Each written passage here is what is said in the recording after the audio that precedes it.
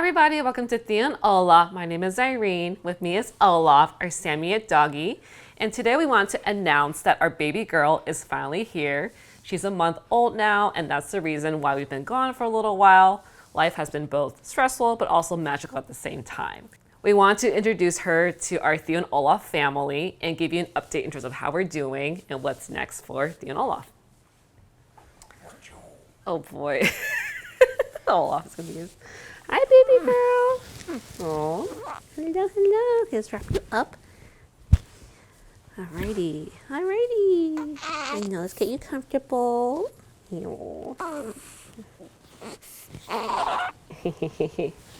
Alrighty. So our baby girl is Tulsi. She's a little bit of a talker. You might hear her squeaking a little bit. She's currently sleeping, so hopefully she is nice and quiet for the most part. In terms of the birth story, we actually had Tulsi in our very own home. It was quite unexpected, especially as a first-time mother. I had anticipated having Tulsi a lot later, maybe around like 41, 42 weeks, but she came at 38 weeks. The day that she was born, my water broke early that morning. The midwives expected me to go in labor about 12 to 24 hours later, but I basically had her the same night. It was pretty painful going through labor, but it accelerated pretty quickly. By the evening, because everything progressed so quickly, we ended up having Tulsi in our very home, in the doorway between our bedroom and our bathroom. So it makes for a very exciting story, and we'll always have this memory of having our daughter in our very home. And because I labored at home, Olaf was actually involved through my labor process. So while I was in bed trying to rest, Olaf was both trying to play with me, but also trying to comfort me. And then when Tulsi arrived in our bedroom, Olaf was actually Tulsi's first visitor. So it was very sweet that he got to sniff her right after she was born, and he was very gentle, which is very exciting to see.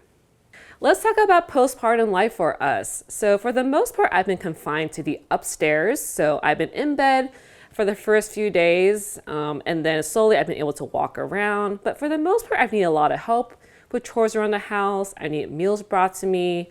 And slowly I've been becoming more mobile, but for the most part, I've been confined to the upstairs. And once a day, I take my flight downstairs and I try to take it easy even when I'm downstairs. So we've had some help around the house from our parents. My mom's been making me food, which has been really great.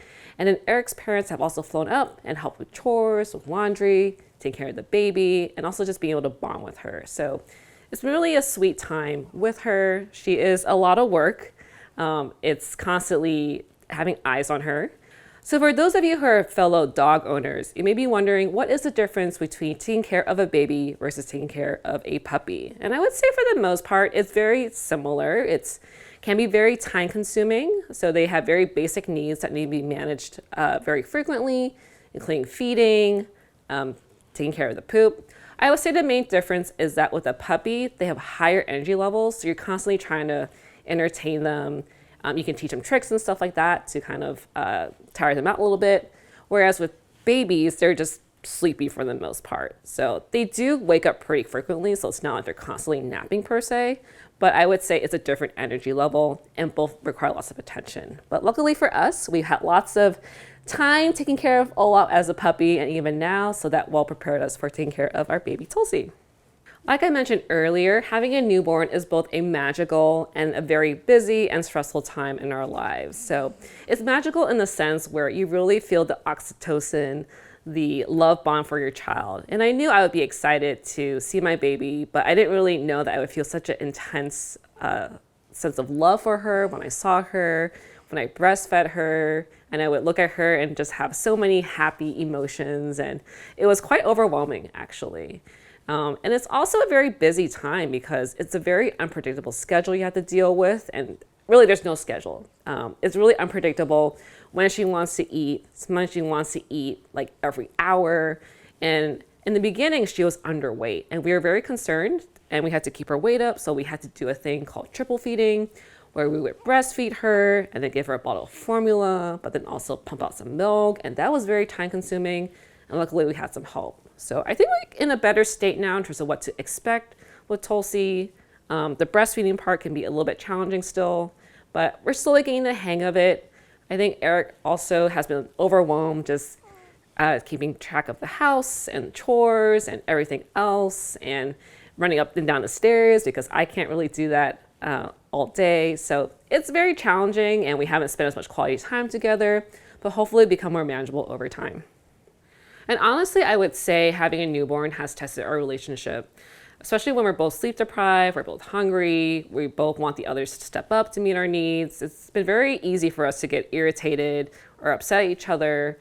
So we've been actively trying to kind of notice when we're about to pick a fight and nip it in the bud, because we know that when we fight, we kind of just see things from a different viewpoint. So we're trying to actively work as a team, though it can be very hard. And of course, there are our pets, Theo and Olaf. So Theo, our kitty cat, was a little bit afraid of the baby when she first came, which is not too surprising because he's pretty much afraid of new things that come into the house. So he would hide under the bed for a good week, maybe 2. But after that, he was more comfortable coming out. And nowadays, when we watch a movie downstairs with a baby, he doesn't mind going up to the couch and being very close to her. So that's been great. I think Theo has adjusted to having the baby sooner than when Olaf first came. When Olaf first came, I think Theo took a few months to get used to him. So it's a lot of progress for Theo. And with Olaf has been very sweet and very curious around the baby. We love how gentle he is around her. And you may be wondering if we did any type of like formal introductions or routine with Olaf and the baby. And the answer is no, because we knew he'd be very gentle. And like I mentioned, when he first met her, he didn't really do anything except sniffing her and wagging his tail. So nothing formal was done. And I would say for the most part, he's still pretty curious about her, but I think the novelty has kind of worn off. So when the baby starts crying, I think he definitely doesn't like that. So he'll just leave the room, which is kind of funny. But so I think it's a double-edged sword where he is pretty neutral around the baby, which is nice. So he's not agitated.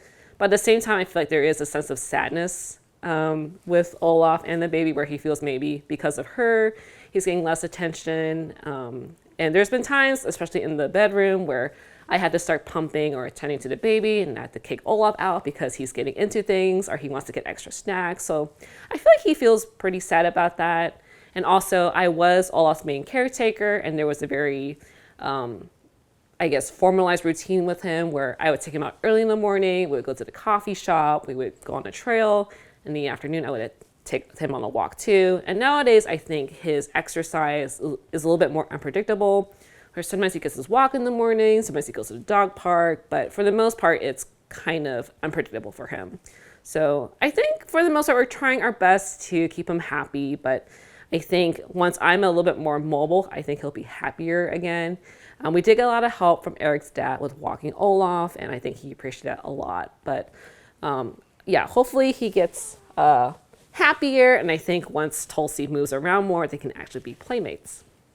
So for any of you who are pet owners and are expecting a child, there's a little bit of advice I would give you.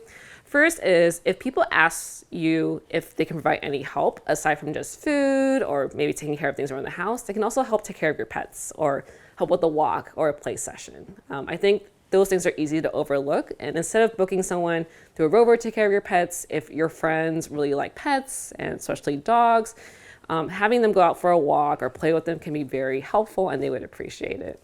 The other advice I would give is to have plenty of treats and chews around the house, especially if you can't take your dog out as often.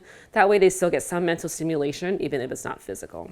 And then for those of you who have more of a rambunctious or reactive dog and you want to do more of a formalized introduction of your baby, you can do a process of desensitization using treats. So to make the interaction more neutral, whenever the dog is close to the baby, wants to sniff the baby, wants to maybe paw the baby, you would have some treats ready so that they're more interested in the treats, and they slowly learn that the baby is more of a neutral entity to be around, and it's not super exciting. So it's been very exciting seeing baby Tulsi grow, and it's quite special just looking at her and seeing how she's a combination of both Eric and myself. I don't know what you think. I think she mostly looks like Eric when she's sleeping, and I don't really know if she looks like me when she's awake. But it's been very sweet just looking at her and knowing that she's your child and just feeling that bond immediately. She's gotten so much heavier. I don't know if I can handle just lifting her up anymore. And she's still less than 10 pounds, but you know, moms can do it. And I know I eventually get more arm strength for this, but it's quite fun just seeing her grow every day. She's quite the talker. I think she's the most talkative baby that I know, but it's very cute. And she smiles too when she's about to get breastfed, which is nice. So it's kind of slowly seeing her recognize me as her mother, which is very sweet. So I've enjoyed that thoroughly. So you may have noticed that we haven't been publishing videos as frequently as before, and that's because of the baby here. But we are still committed to our channel, Theo and Olaf. So you can still expect to see videos on product reviews, updates on Theo and Olaf, our trips. So stay tuned for that type of content. So let us know what type of content you want to see. Do you want to see more Theo and Olaf updates? Do you want to see more day in the life of Olaf, the newborn? Let us know in the comments section below. And as always, if you enjoy this content, make sure that you like, subscribe, hit the bell for notifications. Thanks for watching.